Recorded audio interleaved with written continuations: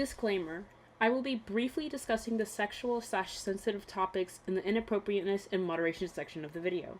Feel free to skip that part if you do not feel comfortable. Hey, I'm Nani, also known as Naniquack here. I will be discussing about a topic that I've seen circling around the Animal Jam sphere for a bit now. This is a kind of new content for me, totally scripted, and I thought I would give my 2 cents into this whole thing, so please bear in mind. I will be basing this off of these 2 main videos by Keck and 7Road7.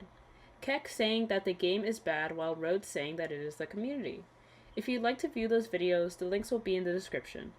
My point is that it can be both the game and community that is making this entire experience not too well. And it's been going on even before that they have brought up these points. Note, these are my opinions critiquing these videos, the Animal Jam community, and game as a whole, as I've been playing this game and have been in the Animal Jam community for a large portion of my childhood. On to my first point, and the main point in general that these videos share, is a discussion on economy and trading of the game. We all have a very clear consensus that the Animal Jam Classic economy sucks, and even perhaps the Play 1 one too, but we will just be discussing Animal Jam Classics for now.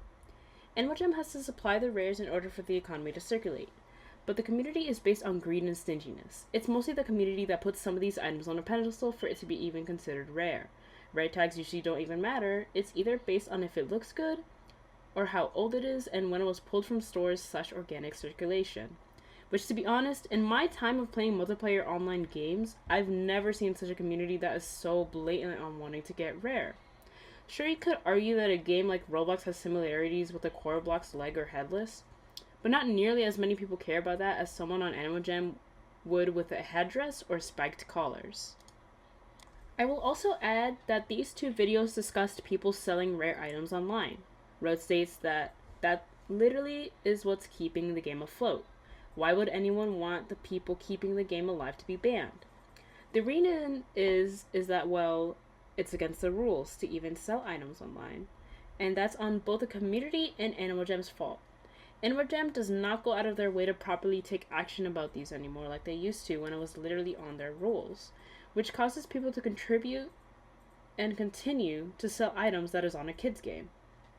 And in my opinion, selling items isn't what keeps the game afloat. I will go on a bit of a tangent here, but I also think one of the core things that has made trading so hard these days on perhaps both games is the addition of my shops. It completely flipped the script on economy as a whole, both positively and negatively. You didn't need specific items to get rare being considered rare, but at the cost of obtaining an entirely new currency. Even though my shops let you use either gems or diamonds/sapphires, more often than not it will be the diamond or sapphire currency, which can be frankly very difficult to attain in the original game than Play Wild. Hacking has always been a thing on Animal Jam. It's become more and more frequent these days.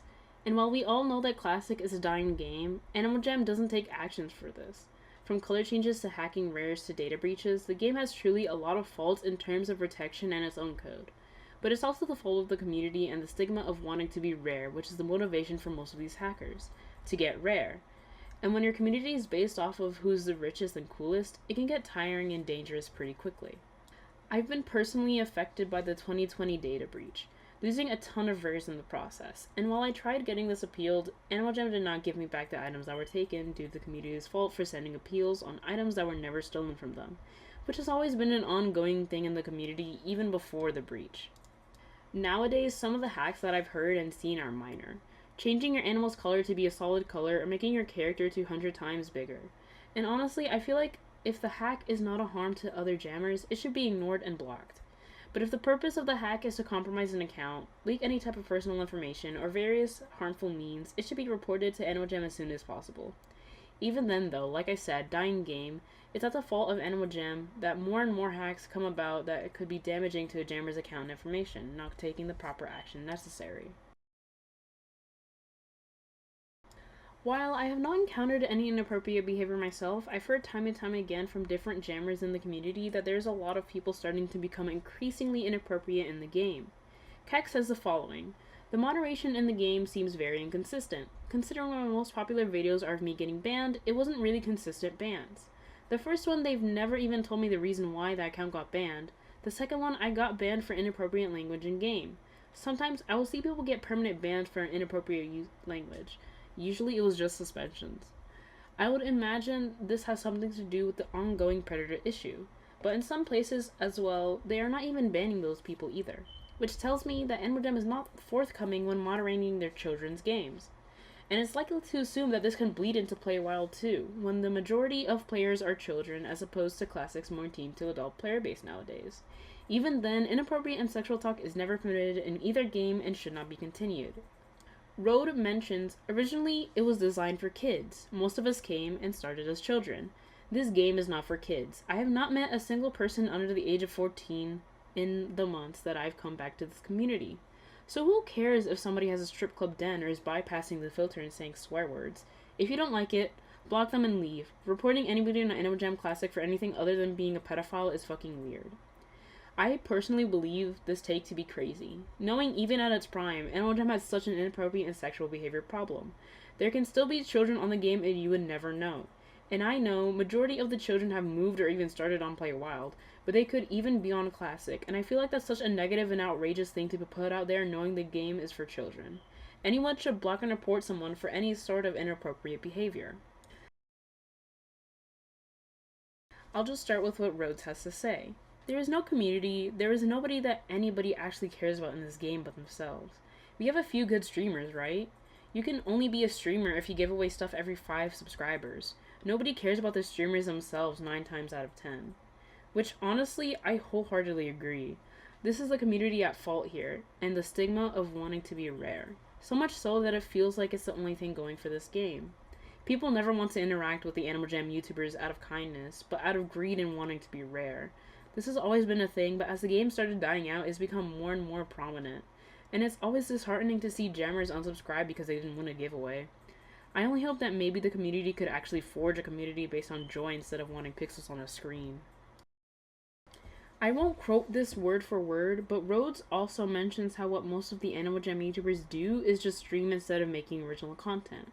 And I agree with this too. What I always see is giveaways promoting rare items instead of maybe fashion show videos or trading proofs. My main channel started out as an Animal Jam channel, and I always wanted to be an Animal Jam YouTuber. And it sucks nowadays what most of the Animal Jam YouTubers do is just live stream and give away. And not to say that they can't do that, they are probably comfortable with the kind of content they produce. But that also feeds into the same stigma of being rare and getting rare. Animal Jam can also be a fault to this, continuing to push the stigma by making their own live streams promoting rares that are just solid recolors of existing items. But a positive note could be grouping the Animal Jam YouTubers or Jambassadors into this, which almost forges a community in some way with the game. Note that people criticize and say their opinions, not from malice for the game or community, but to talk about what should be improved.